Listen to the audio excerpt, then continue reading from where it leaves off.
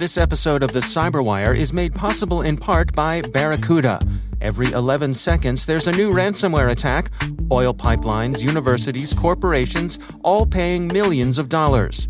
Barracuda says, don't pay the ransom. Before a ransomware attack occurs, train your team to recognize an attack and use anti-phishing technology. Protect your applications, and they can't get onto your network. Simple backup and restore solutions quickly recover your data without paying the ransom. Build your ransomware protection plan now. Go to barracuda.com/cyberwire. That's barracuda.com/cyberwire.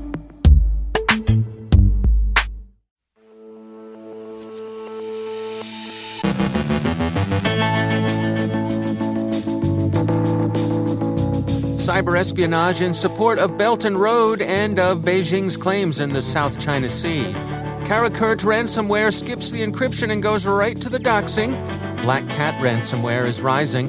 Vulnerable micro-tick devices are bot herders' favorites. The Log4Shell 0 days being exploited in the wild and will be a tough one to remediate.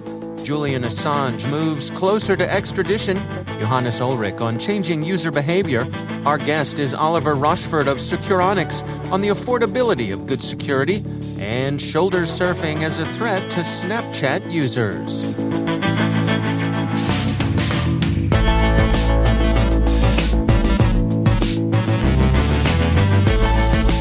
From the CyberWire studios at Data Tribe, I'm Dave Bittner with your CyberWire summary for Friday, December 10th, 2021.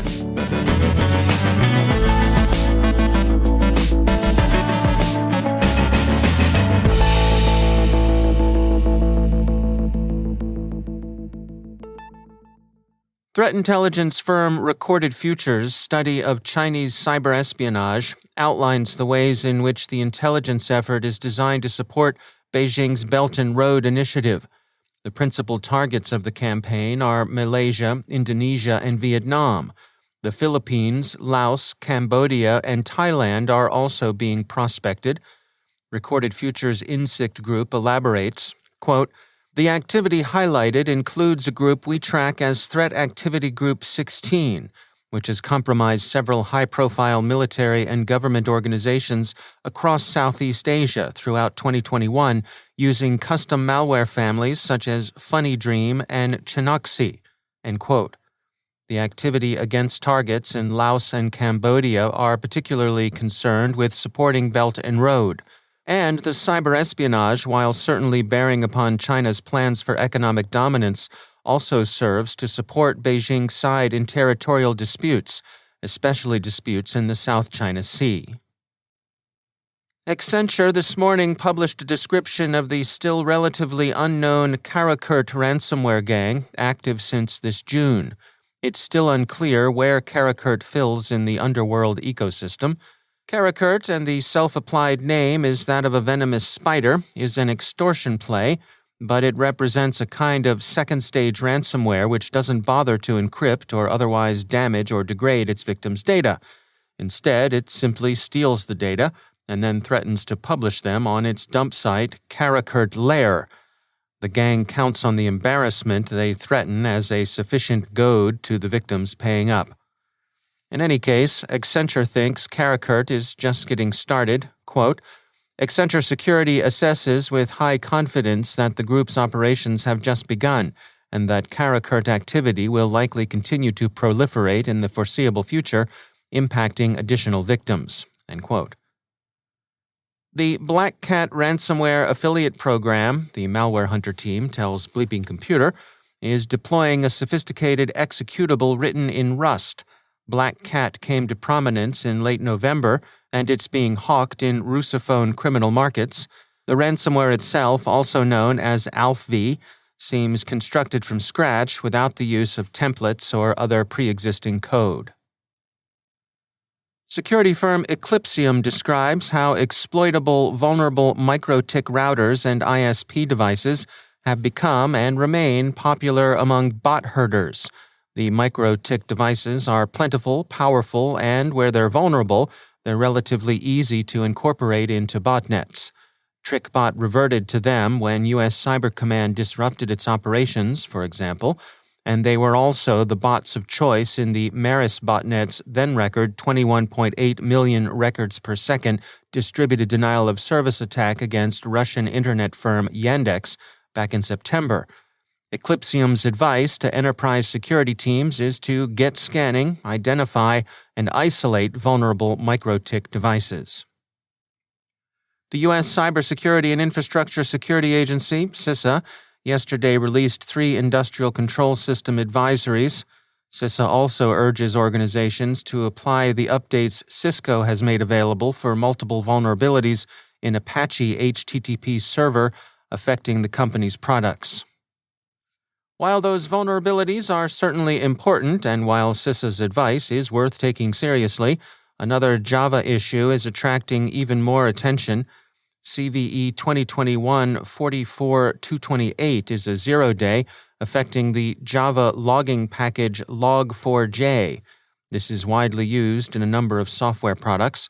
A partial list, according to security firm Huntress Labs, includes products by Apple, Twitter, Steam, Tesla, a number of Apache applications like Apache Struts, Solr, and Druid, Redis, Elasticsearch, and any number of video games, Minecraft being prominent among them.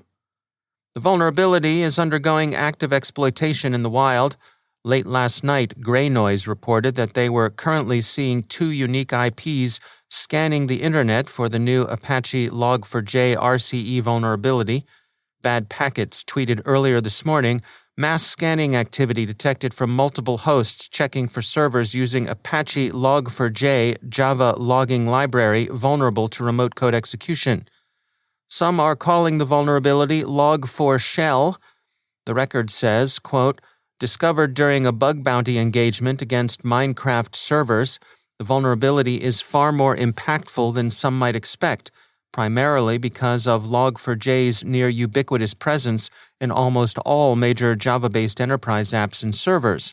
Naturally, all the companies that use any of these products are also indirectly vulnerable to the Log4Shell exploit, even if some of them may be aware of it or not.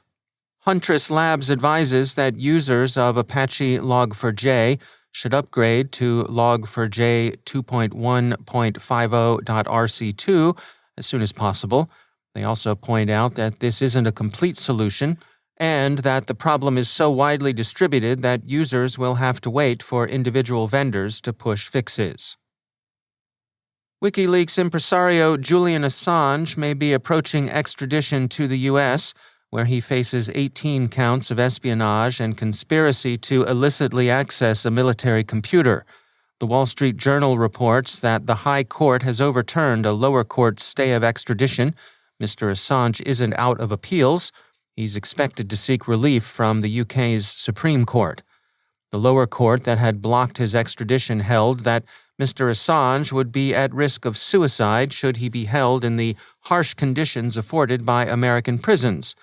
But the High Court was satisfied, the Journal writes, that, quote, diplomatic assurances given by the U.S. that Mr. Assange wouldn't be held under the strictest maximum security conditions if extradited were sufficient to clear the path to extradition, end quote. Mr. Assange will remain in a British prison while his extradition process continues. The U.S. Justice Department described itself as pleased by the decision, but declined further comment. Shoulder surfing may be banal but effective. ESET has posted a how-to Snapchat shoulder surf demo as a warning. The hacker looks over the user's shoulder, obtains their phone number, uses it on their own phone to tell Snapchat they've forgotten their password, then looks back over the victim's shoulder to see the confirmation code appear as a drop-down. So, use two-factor authentication and stay aware of your surroundings. And as a side note, since a lot of people are up in arms nowadays about the effect of social media on youth, Snapchat says it's marketed to the 18 to 24-year-old demographic. Our own Teen Spirit desk tells us, okay, boomer, no way.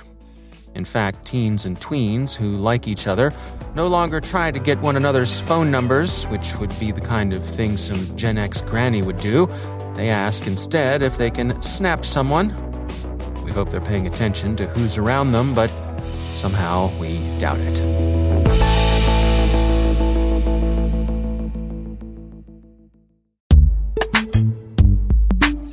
And now, a word from our sponsors, KnowBe4. So, what's a con game? It's a fraud that works by getting the victim to misplace their confidence in the con artist.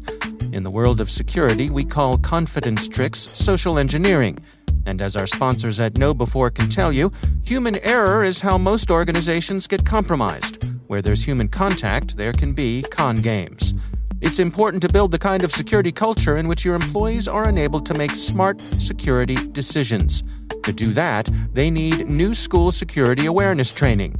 See how your security culture stacks up against KnowBe4's free phishing test. Get it at knowbe4.com/phishing test. That's knowbe4.com/phishing test. And we thank KnowBe4 for sponsoring our show.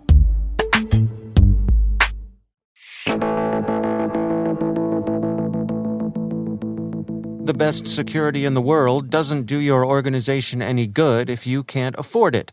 And despite security budgets trending toward increases these past few years, many companies find themselves faced with tough security choices.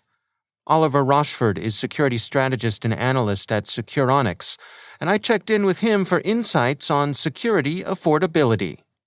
I think that in the moment, there are quite a lot of businesses who are finding that the ceiling of entry in some industries has just risen due to security requirements. I think we talk about good security being affordable, but the point is that there's this point of affordability which you have to reach to even be a viable business. And if you can't, even though it might take a time until you realize it, you're not actually able to operate securely.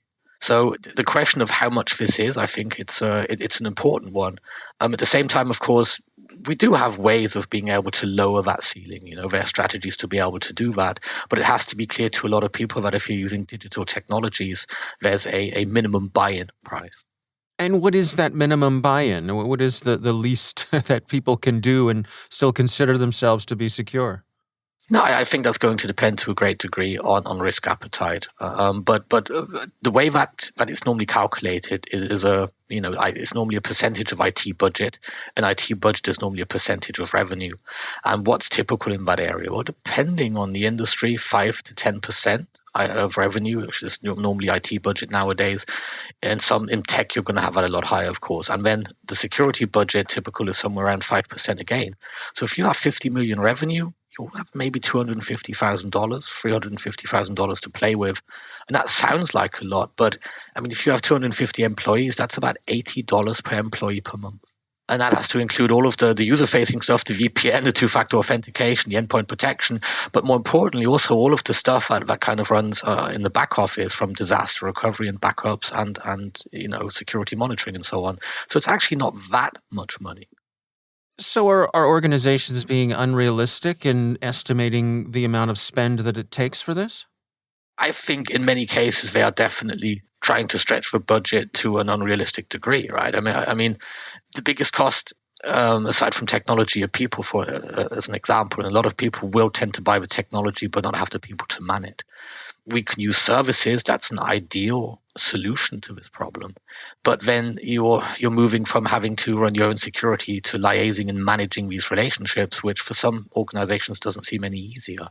But you have to be able to fulfill this in some way. And I think that because it's an invisible cost until you're breached, for a lot of businesses, they do underestimate it, yeah. How do you recommend that organizations go and do their shopping around for these sorts of things? If you're looking at two different providers and their prices are very different from each other, how do I go about that evaluation? So, this is a typical lemon market, especially for services. The original lemon market is because you can't tell how sour a lemon is before you bite into it. So why would you pay more for one over the other? And it's the same as with services. I can remember when I was an industry analyst, from the time that somebody had started with a provider to the time that they were giving references for like industry research, which might have been 3 to 4 months, the satisfaction level had dropped tremendously. And that's because they started to learn that, okay, what was included, what wasn't included, how much elimination of false positives, for example, a provider will do using threat intelligence before they forward it to you and eliminate work for you. All of these things you don't necessarily know until you're a bit familiar with these services. So I would say, on the one hand, make sure that you vet a service provider in terms of speaking to the actual service delivery managers, to the actual analysts, to see what their process looks like in detail, which points their responsibility end and yours begin, and ask them what kind of companies in your industry and your size they already have. Try to speak to references who've been there longer, not new customers, because they're still a bit bleary-eyed, the ones who've renewed, and ask them about the renewal rate as well. I think these are important points. And lastly, they're going to be in an ivory tower. They're never going to get to know your business in particular because they're managing maybe a couple of hundred organizations. But you can ask them how they try to mitigate that problem. If they're not even aware it's a problem, I'd run a mile. But they should know your type of business if you can get to know your business specifically, for example. That's Oliver Rochford from Securonics. There's a lot more to this conversation. If you want to hear the full interview, head on over to CyberWire Pro and sign up for Interview Selects, where you'll get access to this and many more extended interviews.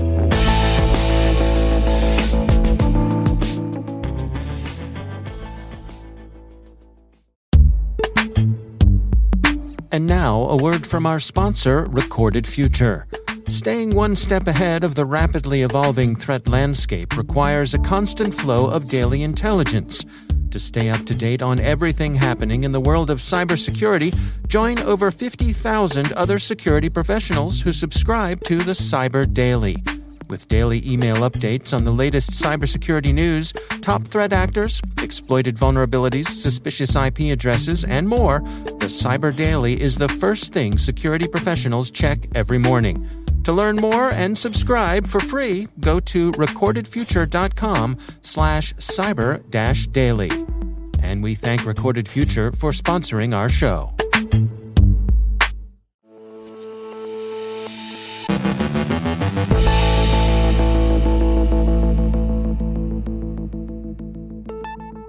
And I'm pleased to be joined once again by Johannes Ulrich. He is the Dean of Research at the SANS Technology Institute and also the host of the ISC Stormcast podcast. Johannes, it's always great to have you back. Johannes, people are starting to move around the country and indeed the globe these days, and that means that those of us who are trying to keep track of them for security reasons are faced with some new patterns. What are you all seeing there? Yeah, one thing that sort of, I ran into myself is starting to travel, in particular international again. Companies over the last year or so got used to people pretty much staying put. And of course, at the same time, we also had a lot of attacks against VPN servers and such. So there are really two options that an administrator has at this point. They can find a real solution like multi-factor authentication, but that's hard. Or they can do something simple that will at least keep the noise down in the logs, and that's blocking certain IP address ranges or only allow a limited set of IP address ranges to connect to the VPN concentrator. And that worked well as long as people pretty much connected from home. Maybe they connected from a mobile phone or such, but they didn't, for example, connect from abroad to your VPN. And now as they start traveling again, you'll have a lot of unhappy users. Yes, I would imagine so. I mean, is this a matter of checking in with your users and, I don't know, putting geofences around certain people? Like, I know Johannes is a traveler, but, Dave likes to stay at home. That can work, but really I want to get people away from those geolocation blocks based on IP address. They're really not doing you much good. They cut down a little bit of the noise in the logs, but an attacker with any kind of sophistication knows how to use a VPN themselves, make themselves appear to come from whatever country they would like to appear to come from, maybe even from a particular ISP they would like to appear to come from. These IP blocks that people are putting in place are really, what's often referred to as security through obscurity. They help a little bit, but in the end, you have to do the work, you have to put the time in, and do something real like patch your systems and set up multi-factor authentication. Anything else is really just sort of giving you the appearance of security and in the end, probably causing more pain to your users than to the attacker. So, I mean, is that really the take-home here, that we should just be jettisoning this particular type of security of trying to geofence users? Yeah, it really doesn't do too much good. And the potential of like a denial of service, if, for example, a certain user's ISP is down and they have all of a sudden to use quickly another ISP for a backup and such, you're pretty much causing more pain to users than you would cause to a real attacker. That's not a situation we'd usually like to be in. Where do you strike that balance when you have a user who is a frequent traveler and they're going all over the world? Is multi-factor authentication the easiest answer there? Yeah, multi-factor authentication is pretty much it at this point. Also, secure endpoints, in particular for travelers that you harden their endpoints, the systems they're connecting from, so those systems themselves don't get compromised. That's probably one of the larger risks for frequent travelers, in particular abroad. All right. Well, Johannes Ulrich, thanks for joining us.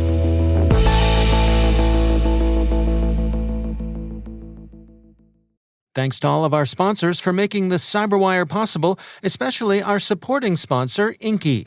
Catch fish before they breach your network with Inky's innovative technology that integrates with existing security. See how at inky.com.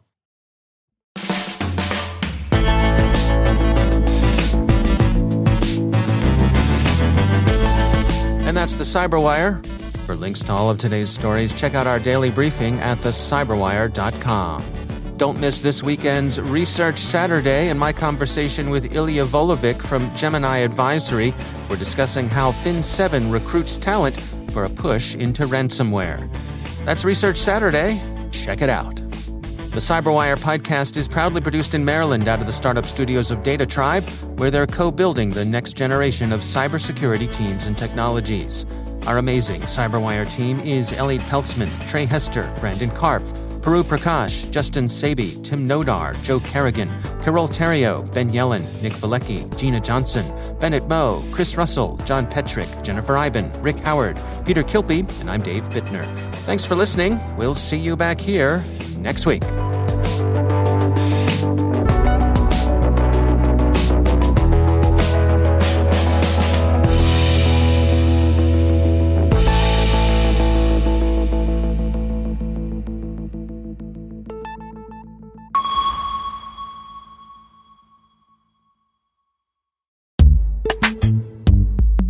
It's time to take a moment to tell you about our sponsor, Arctic Wolf. Spending unnecessary time and resources on noisy tools and alert triage could be costing you more than you realize. Alert fatigue isn't just an overwhelming annoyance, it can be a major risk and undermine your organization's security posture. Dealing with tool overload, staff burnout, skills shortages, and relentless alerts aren't sustainable for an organization. So, what's a team to do? The experts at Arctic Wolf have made it possible for you to calculate how much money your company is losing while putting together a plan to reduce your alert fatigue.